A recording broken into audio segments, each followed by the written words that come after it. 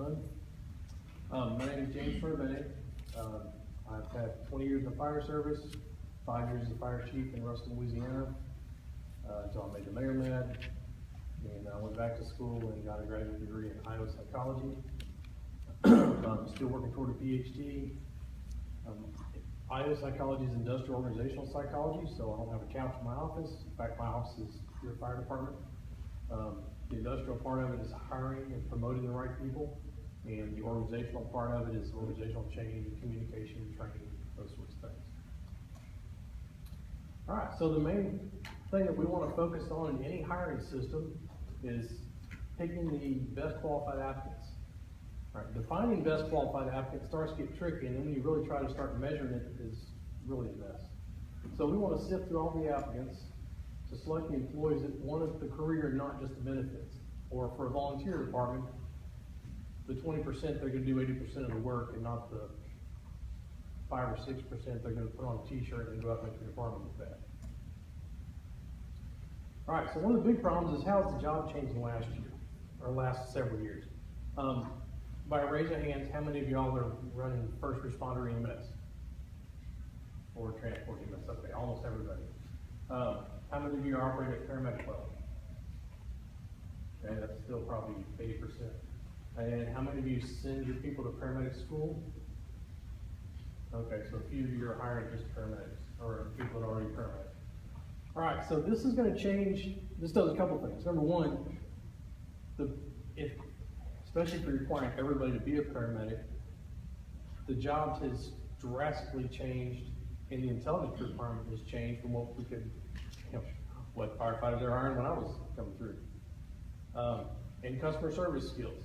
You're interacting with people 75 to 80% of the time now, instead of just showing up to a structure that's on fire.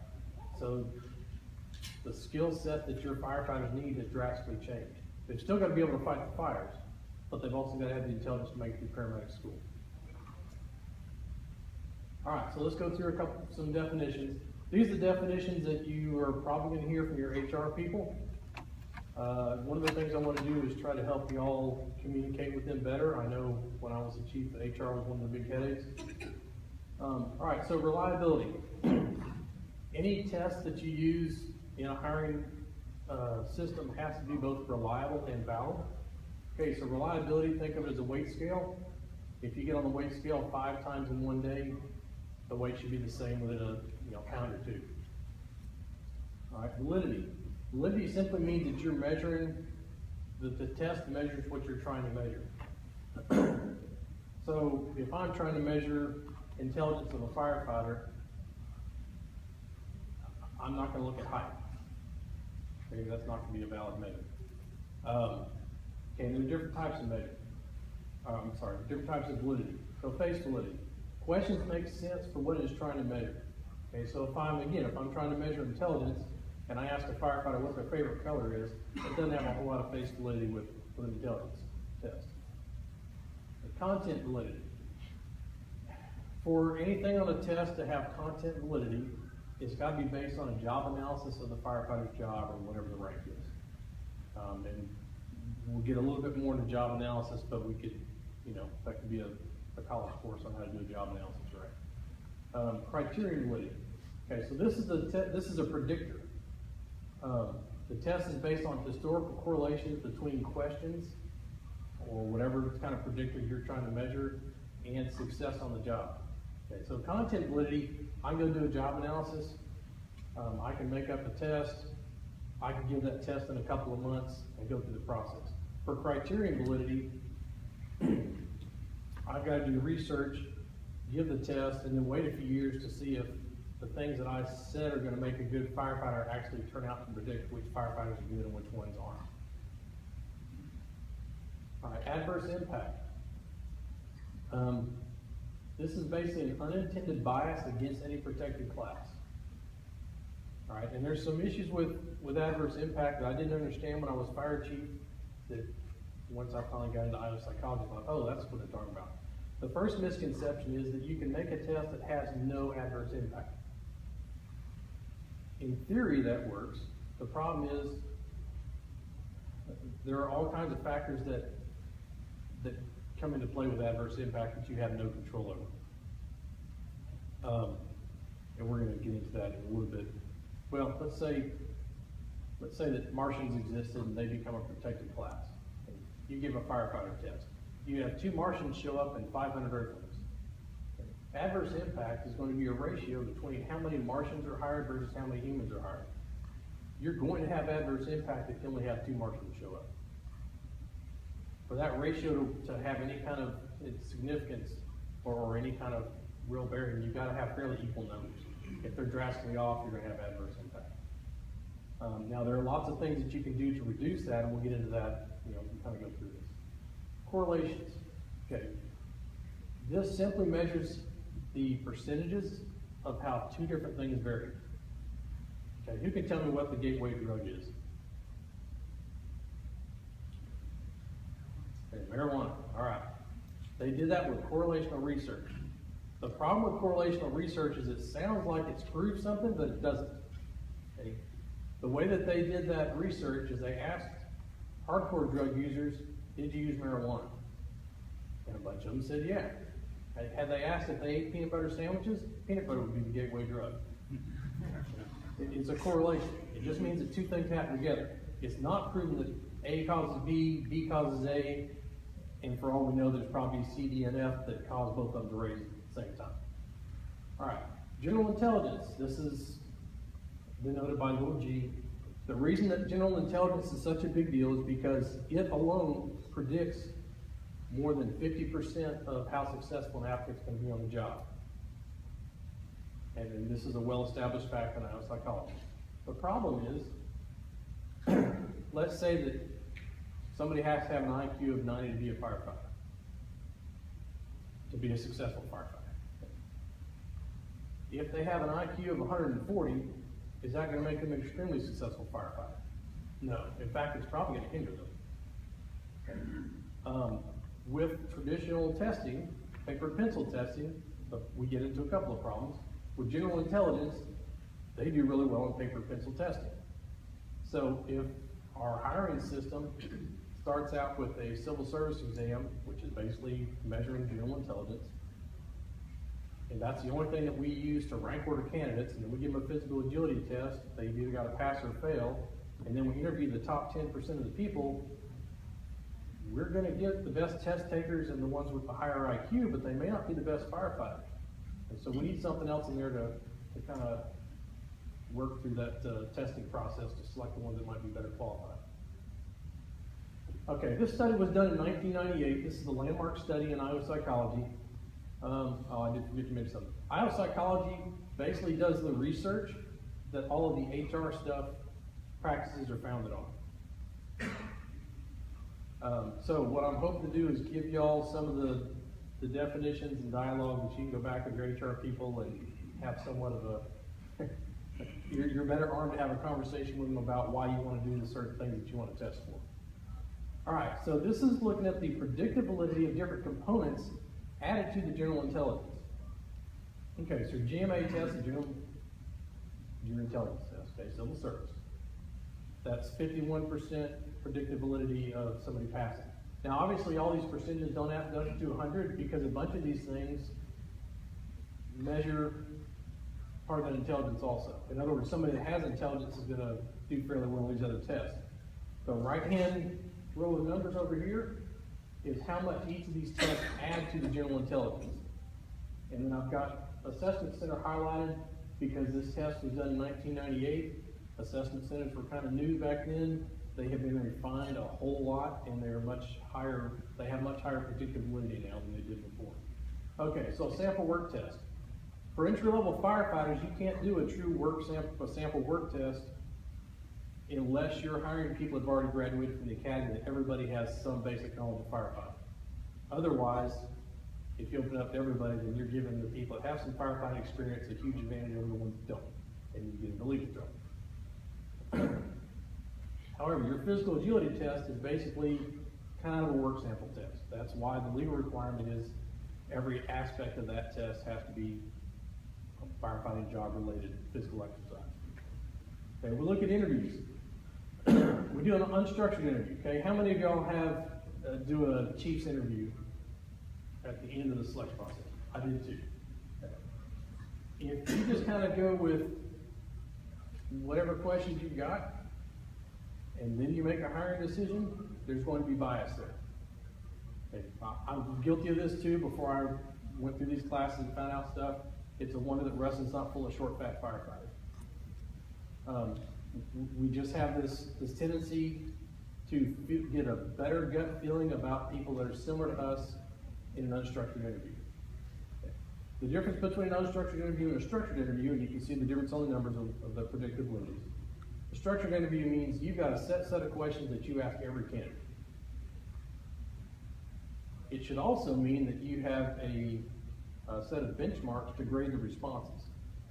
Okay? It's good if you have a structured set of questions, but if you're still kind of going with gut instincts on the answers, that bias is still going to come into play. Job knowledge test. We get into the same problem. As long as you're hiring people that have already, if you're requiring people to finish with the academy first, the job knowledge test isn't a problem. Otherwise, you're giving the people that have had some firefighting experience an advantage. And experience is actually not a very good predictor of future job success. I mean, if you think about all the people that apply to your department, you may have, if you've got 1,000 applicants and 400 have job experience, the other 600, there's probably some really good applicants in that group that just haven't got to the firefighting yet. All right, assessment center. Assessment center for an entry-level test can be a little bit trickier to do, but remember that now if they're paramedics, what we're looking for is some interpersonal skills, customer service, how are they going to interact in a team environment. So as long as you get creative on setting up those scenarios to get their feedback, assessment centers can be highly predictive of how well they're going to work out the job. Assessment centers can be the difference between that we were saying basically what was missing before is you can measure kind of some of the personality stuff and some of the soft skills with assessment centers that you can't get with the civil service test, obviously physical agility test. All right, reference checks. Again, this plays into intelligence. A smart applicant is not going to give you a reference and say, oh no, Joe's a terrible employee, don't hire him. You know, I mean, it kind of makes sense. So there's not a lot of added predictability with that. All right, so if civil service exam is usually a rank order of your applicants, the physical agility is a pass-fail test. If you're doing unstructured interviews, you've got some bias there, you want to change that.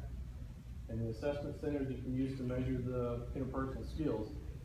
The only other thing here is once you do the assessment centers, that needs to be added with the civil service exam to change your rank order.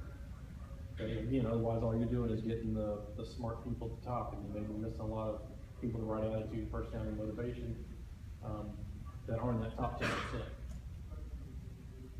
All right, so the answer of all this, and I'll kind of dance around a little bit, is person-job fit. Okay, it's well documented in IO psychology that person-job fit is going to be very beneficial and impactful on your organization. And all this means that you're hiring people that want to be firefighters. You're looking for the people that feel a calling to fight fire, not the carpenters and painters and whatever else that need benefits so that they can make the real money on the days off. All right, so if we look at personality, we're looking for what traits help predict applicants that are better suited to be firefighters. And we want to try to weed out some of the applicants that do not react well to stress. And we're looking at mainly PTSD and the stress component in cardiovascular line of duty tests. For motivation, how do we determine which of our smarter applicants want to be firefighter paramedics bad enough to finish the course? And then how can we weed out the applicants that just want the benefits so they can be self-employed on their days off?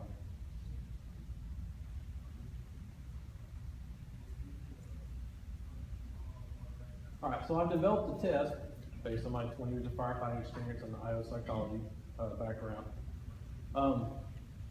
Kind of based on, those of y'all are familiar with critical incident stress management, the concept of rescue your personality. Mine's been a little bit more refined than what Jeff Mitchell originally came up with. I didn't look for such a wide array of things. His critics went back and basically said, well, rescue your personality doesn't exist. The problem with that is they were looking at all firefighters and expecting common things to pop up. And we all know that not everybody gets into firefighting for the same reason. You've got the people that answer the calling to be a firefighter, and you've got the other people that get into it for whatever reason. If it's a down economy and it's got good pension and benefits, everybody flocks to it.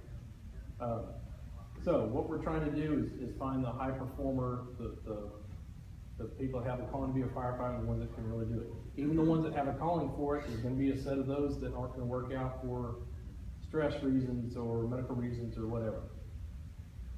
All right, so my test is looking at a few different things.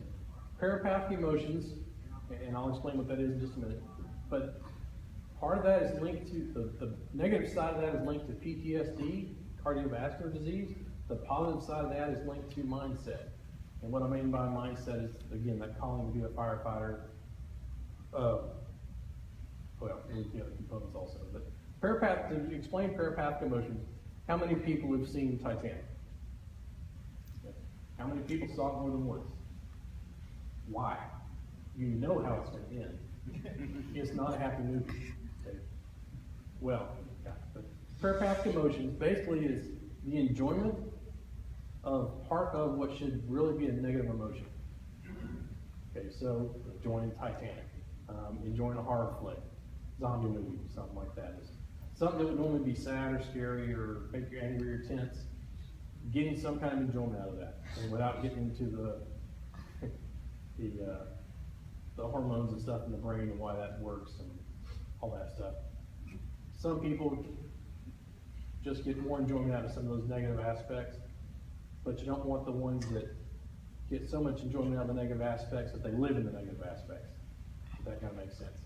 Okay, so the ones that live in the negative aspects, that's linked to the PTSD, depression, and cardiovascular disease.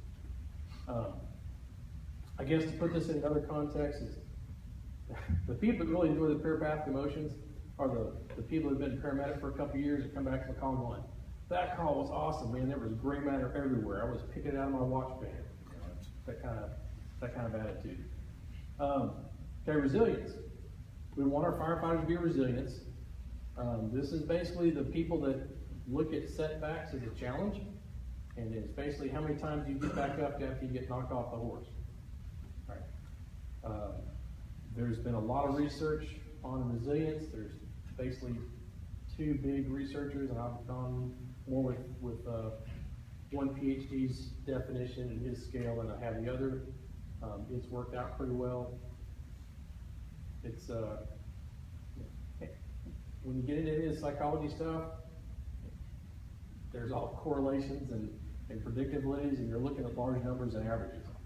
So basically, all this hiring test, because nobody's got a perfect hiring test.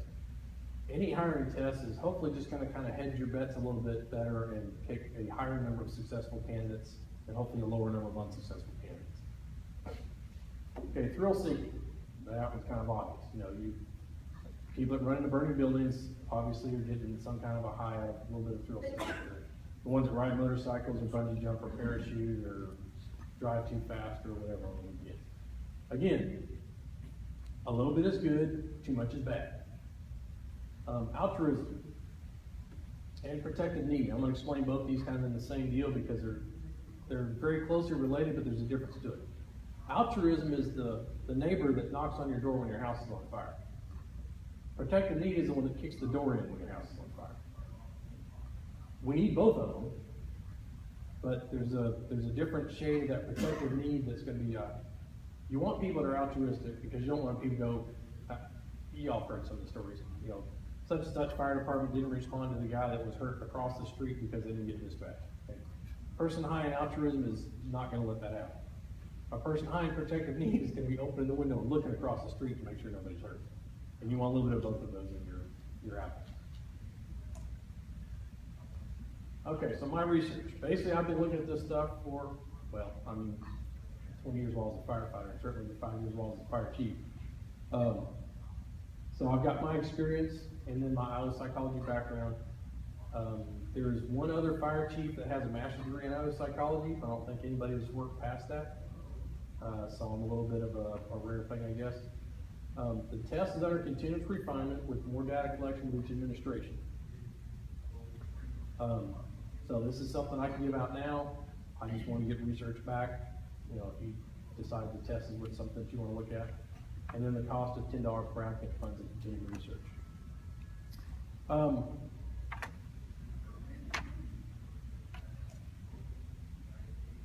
Okay, I just published a book on assessment centers for the fire service. This is available on Amazon. I was supposed to have copies today, that UPS finally delivered them yesterday in Alabama. I've been here for all week, so it didn't work out.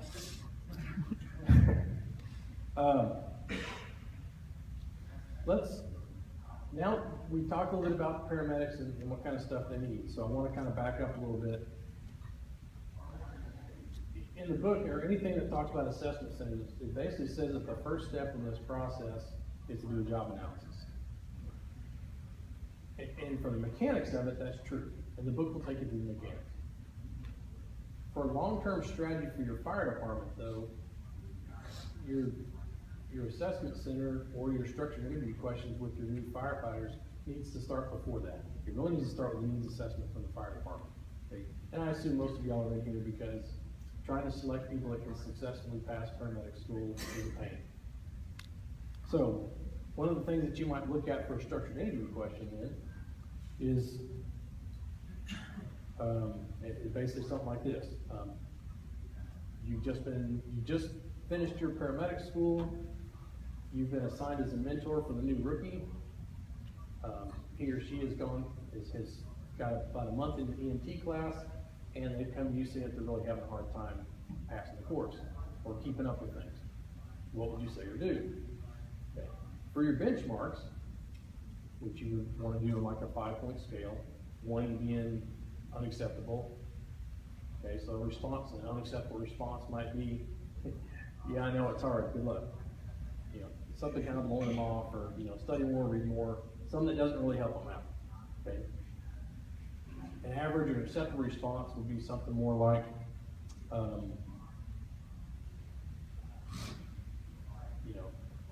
what are you having problems with? Let's go look at the book, or how can I help you kind of get into it? Okay. An outstanding response, if you get a 5, would be something more like, okay, let's go look at your book and see where you're having problems, but let's start meeting, 1 hour a shift and start going through stuff, and let me tell you, let me share some of the ideas how I went through. Here's some issues that I had problems with. Here's how I overcame them. Here's some study ideas. Okay, so this does 2 things. Number 1, if you're selecting people that come up with these better responses, and again, this is a long-term strategy, but if you're selecting those people, they're more likely to build the learning organization that you're in charge of. So you don't want to just hire the people that are going to be good paramedics, but you want to hire people that are going to help other people to be good paramedics. It takes longer to show up in your, the benefits take longer to show up, but they're much longer lasting. If you have 100 applicants, you're probably only going to have 5 or 6 that hit some of those outstanding categories, or this kind of, let me help you kind of mindset. For firefighting, you might have more, and this goes right back into the altruism and the protective need.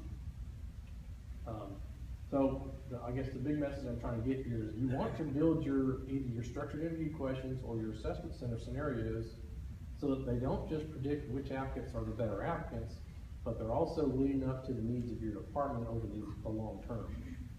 This takes a lot more time to try to figure out scenarios. It's easy to come up with a couple of, okay, you're getting on the truck and a marijuana cigarette falls out of your partner's pocket, now what do you do? Okay, so you get into some integrity questions and that kind of stuff, and you can get a little bit out of that. But you really want to base all this stuff back to the long-term needs of the department. All right, the session validation code is 5062.